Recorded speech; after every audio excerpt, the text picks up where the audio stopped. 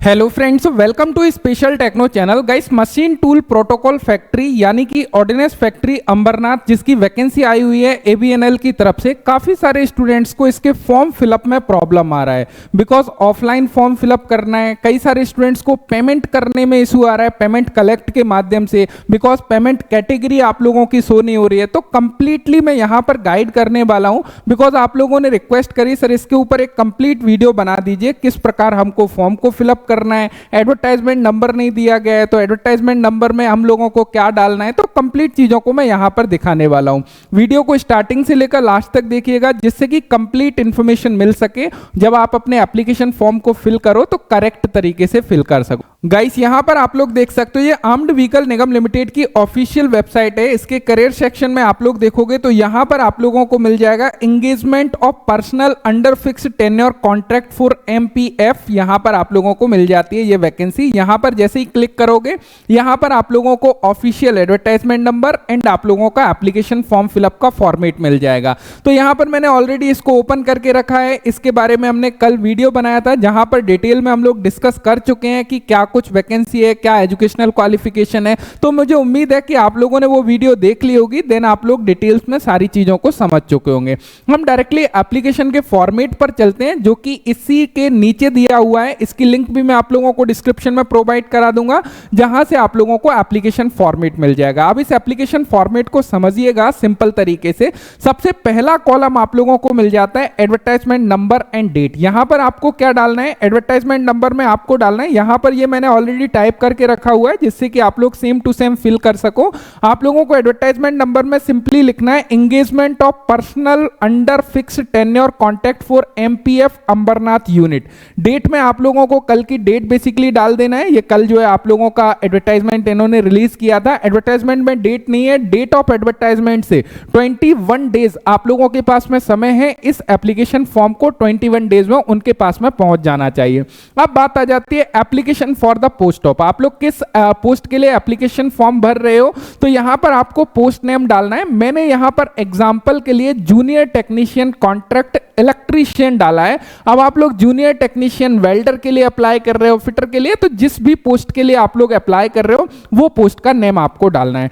यहां पर आपको अपना एक फोटोग्राफ को पेस्ट करना होगा बेसिकली, जो कि रिसेंट होना चाहिए, और दूसरा फोटोग्राफ आप लोगों को लिफाफे में रखना है, जिसके बैक एंड साइड में आपका नेम एंड आपकी डेट ऑफ बर्थ लिखा होना चाहिए। तो क्या क्या डॉक्यूमेंट साथ में भेजना है, अभी हम लोग उसके बारे में डिस्कस करेंगे। पहले फॉर्म फिलअप बता रहा हूं, देन उसके बाद में पेमेंट किस प्रकार करना है वो चीज बताएंगे, देन क्या कुछ डॉक्यूमेंट्स आप लोगों को रखना है वो चीज बताएंगे। यहां पर फॉर्म की बात कर लेते हैं।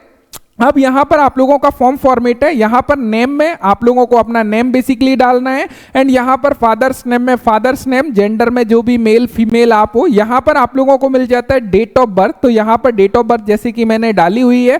देन यहां पर आप लोगों को ईयर एंड मंथ डालना है आपके डेट ऑफ बर्थ के अकॉर्डिंग, कल की डेट में, जैसे कि 29 ईयर 0 मंथ मेरे केस में यहां पर निकल के आया है।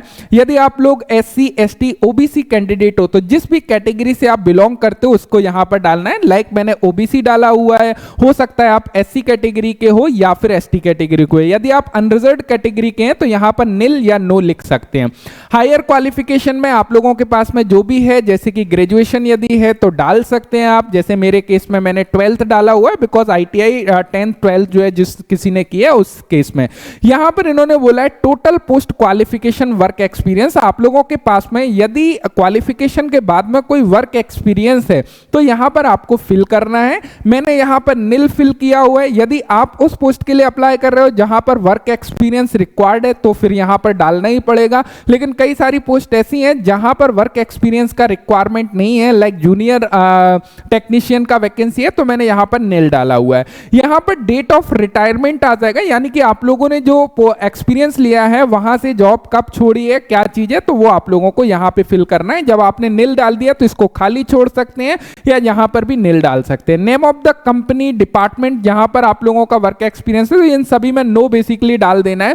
यहां पर पूछा है कि करंट में आप किसी स्टेट गवर्नमेंट या सेंट्रल गवर्नमेंट में कहीं पर भी डिपार्टमेंटल या लार्ज प्राइवेट सेक्टर ऑर्गेनाइजेशन में काम कर रहे हो, तो यहां पर यस डालना है, देन उसकी डिटेल्स डालना है। तो इन सभी केसेस में मैंने नो फिल किया हुआ है, बिकॉज कहीं पर भी मेजॉरिटी ऑफ स्टूडेंट्स नहीं वर्क कर रहे हैं। यदि आप लोग वर्क कर रहे हो तो डेफिनेटली यहां पर डाल सकते हो, लेकिन उस केस में आपके पास में एनओसी यानी कि नो ऑब्जेक्शन सर्टिफिकेट होना चाहिए अपने एम्प्लॉयर से, यानी कि आप जिस भी डिपार्टमेंट में वर्क कर रहे हो वहां से। यहां पर आ जाता है प्रेजेंट एड्रेस फॉर कम्युनिकेशन, तो यहां पर आपको अपना प्रेजेंट एड्रेस डाल देना है। यहां पर परमानेंट एड्रेस बेसिकली आप लोगों को डाल देना है। यहां पर आपको आपका telephone number, email ID, then Aadhaar number और पेन नंबर यहां पर डालना होगा। पहले Aadhaar number slash then PAN number. यहां पर मोस्ट इंपॉर्टेंट डिटेल आ जाती है, डिटेल और एप्लीकेशन फी। यहां पर देखिए इन्होंने डीडी मांगा हुआ है, डिमांड ड्राफ्ट, तो लेकिन आप लोगों को डीडी के माध्यम से पेमेंट नहीं करना है या डिमांड ड्राफ्ट के माध्यम से पेमेंट नहीं करना है। यहां पर एसबीआई कलेक्ट के माध्यम से पेमेंट करना है। तो एसबीआई कलेक्ट का जो भी नंबर रहेगा, इंग्रॉचमेंट नंबर जो बेसिकली निकल के आता है, उसको फिल करना है, साथ ही साथ उसकी रिसिप्ट भी डॉक्यूमेंट के साथ भेजना है। अब मैं थोड़ा सा पेमेंट मेथड आपको बता देता हूं कि बेसिकली पेमेंट आप लोगों को कैसे करना है, लेकिन उससे पहले और हम लोग देख लेते हैं। एजुकेशनल क्वालिफिकेशन में आपको जो भी क्वालिफिकेशन है उसको फिल करना है। लाइक मैंने 10th डाला हुआ है, उसकी परसेंटेज, ईयर ऑफ पासिंग क्या है, कहां से मैंने किया है। मेजर रिस्पॉन्सिबिलिटी में यदि आप लोगों ने कोई प्रोजेक्ट वगैरह स्पेशल किया हो उस केसेस में आ जाता है, तो यहां पर एजुकेशनल क्वालिफिकेशन में इसकी रिक्वायरमेंट बेसिकली नहीं होती है।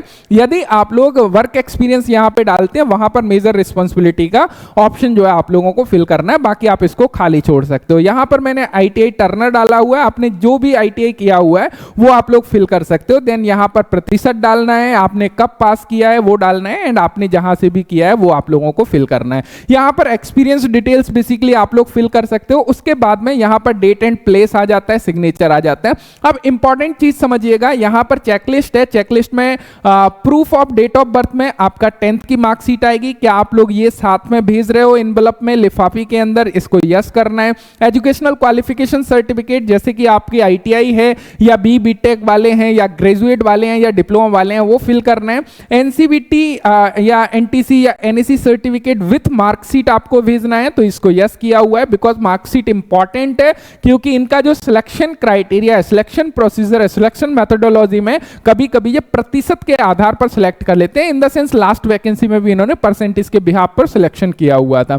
Apprenticeship certificate of AVNL group of unit, यदि आप लोगों ने आर्म्ड व्हीकल निगम लिमिटेड के ग्रुप की किसी भी फैक्ट्री से अप्रेंटिसशिप किया हुआ है, तो ही यहां पर आप लोगों को यस करना है, बिकॉज आपको 5 मार्क्स एक्स्ट्रा मिलेगा। ऐसा नहीं है कि आप लोगों ने किसी ऑर्डिनेंस फैक्ट्री से किया हुआ है तो आप लोगों को काम आएगा। जैसे कि एबीएनएल ग्रुप के अंतर्गत जितनी भी फैक्ट्री आती हैं, जैसे कि हमारा machine tool protocol factory Ambernath हो गया, मैडक हो गया, या फिर व्हीकल फैक्ट्री जबलपुर हो गया, हैवी व्हीकल फैक्ट्री अवाडी हो गया, यानी कि एबीएनएल के अंतर्गत जितनी भी फैक्ट्री हैं, यदि उन फैक्ट्री से आप लोगों ने जो है किया हुआ है अप्रेंटिस, तो आपको 5 मार्क्स एक्स्ट्रा मिल जाएगा, राइट। तो उस केस में आपको यस करना है। एक्सपीरियंस सर्टिफिकेट है तो यस करना है। यहां पर आपका category SC ST OBC non creamy layer EWS है, तो यहां पर आप लोगों को यस करना है कि आपने सेंट्रल गवर्नमेंट का जो आप लोगों का परफॉर्म आया है उससे सारा कुछ सर्टिफिकेट को लगा रहे हो या नहीं लगा रहे हो, तो वो लगाना पड़ेगा यदि आप लोग कैटेगरी का बेनिफिट लेना चाहते हो। तो यहां पर इन्होंने बोला है, क्या आप जो भी डॉक्यूमेंट्स यहां पर रख के दे रहे हो क्या वो सेल्फ अटेस्टेड हैं, तो वो सेल्फ अटेस्टेड होना बेहद जरूरी है। आप जो भी डॉक्यूमेंट्स बेसिकली भेजोगे वो सेल्फ अटेस्टेड आपको करना होगा। एंड यहां पर क्लियर किया है कि 2 कॉपीज ऑफ फोटोग्राफ्स, आपके 2 फोटोग्राफ्स होना चाहिए, जिसमें एक फोटोग्राफ्स को तो आप पेस्ट करोगे, जहां पर ऊपर फॉर्म में जगह दी हुई है वहां पर चिपका दोगे, एंड दूसरा जो फोटोग्राफ्स होगा वो लिफाफे के अंदर आपको रखना होगा, और उस फोटोग्राफ के पीछे आपका नेम, डेट ऑफ बर्थ लिखा होना चाहिए क्लियरली बैक साइड में, आगे नहीं बैक साइड में आपको लिख के देना है, रिटर्न करके देना है। तो ये आपने किया है, इसको यस करना है। देन यहां पर copy of payment of fees mode through SBI collect, तो ये आपको जरूर भेजना है, ये मोस्ट इंपॉर्टेंट है। जिन स्टूडेंट्स की एप्लीकेशन फी लग रही है, जैसे कि अनरिजर्व्ड कैटेगरी वाले स्टूडेंट्स हैं, ओबीसी कैंडिडेट हैं, या जो एससी एसटी से बिलोंग करते हैं जिनको एप्लीकेशन फी में छूट दी गई है, उनके लिए ये मैंडेटरी नहीं है, वो यहां पर नो कर सकते हैं, कोई इशू की बात नहीं है। यहां पर यदि आप लोग देखोगे, आपको नेम डालना है, यहां पर डेट आ जाएगा, प्लेस आ जाएगा, सिग्नेचर करना है, तो ये फॉर्म आपको भेजना है। साथ ही साथ जो भी डॉक्यूमेंट्स मैंने बताया वो डॉक्यूमेंट्स आपको भेजना है। और जब आप लोग लिफाफे के अंदर, मैंने क्या बताया, पेमेंट कलेक्ट का रिसिप्ट भेजना है। तो पेमेंट एसबीआई कलेक्ट से कैसे पेमेंट करना है वो मैं अभी आपको बताने वाला हूं, लेकिन उससे पहले यहां पर थोड़ा सा समझ लीजिएगा कि लिफाफे के ऊपर आपको किस प्रकार की एक्टिविटी या फिर क्या बेसिकली लिखना होगा। तो यहां पर हाउ टू अप्लाई में चलते हैं, वहां पर इन्होंने टोटल तरीके से ये चीज को क्लियर किया हुआ है, तो वहां पर जाके मैं आपको क्लियर कर देता हूं। यहां पर आप लोगों को क्लियर है कि इंटरेस्टेड कैंडिडेट में अप्लाई ऑफलाइन आप लोगों को फॉर्म को फिलअप करना है। यहां पर इन्होंने क्लियर किया है आपका जो एड्रेस है वो बेसिकली यहां पर दिया गया है, armed vehicle Nigam limited, machine tool protocol factory, ordinance state, Ambarnath district, Thane, Maharashtra. यहां पर पिन आप लोगों को डालना है। एंड इन्होंने क्लियरली मेंशन किया, kindly mention the advertisement number. तो एडवर्टाइजमेंट नंबर में जो हम लोगों ने अभी फॉर्म में भरा था वो सेम आप लोगों को बोलना है।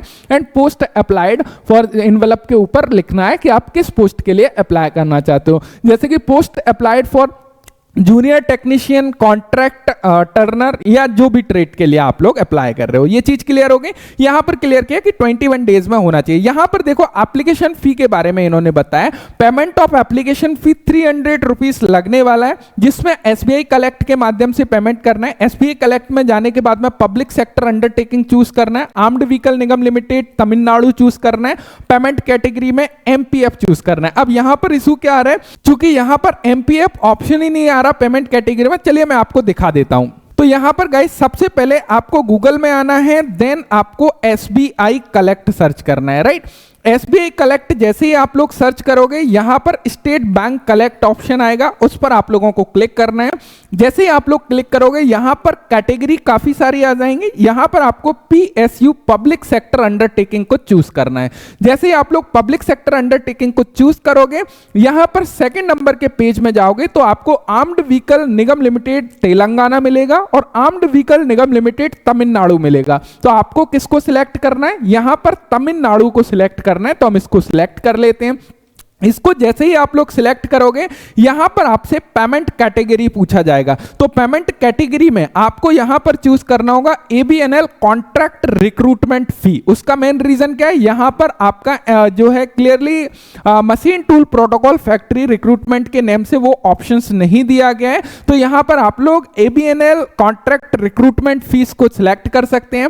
उसके बाद में एप्लीकेशन फी को यहां पर खाली आप लोग छोड़ सकते हैं। देन वो सारी चीजें यहां पे आपको फिल कर देना, आधार नंबर, मोबाइल नंबर, अमाउंट आप लोग 300 रुपीज वो फिल करना है। रिमार्क्स में आप लोग फिल कर सकते हो एडवर्टाइजमेंट नंबर को कि किसके लिए आप लोग फिल कर रहे हो।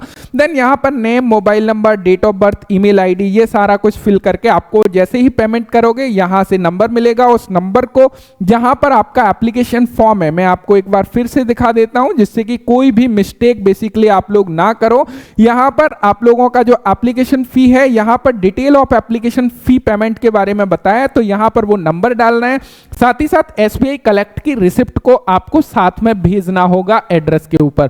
सो मुझे उम्मीद है कि ये इंफॉर्मेशन आप लोगों को मिल गई होगी। देन आप अपने एप्लीकेशन फॉर्म को करेक्ट तरीके से फिल कर पाओगे। लेकिन फिर भी आपको कोई भी इशू आता है एप्लीकेशन फॉर्म को फिल करने में, आप बेझिझक होकर स्पेशल टेक्नो पर कमेंट कर सकते हो। Thank you so much video देखने के लिए। Thanks for watching and bye bye.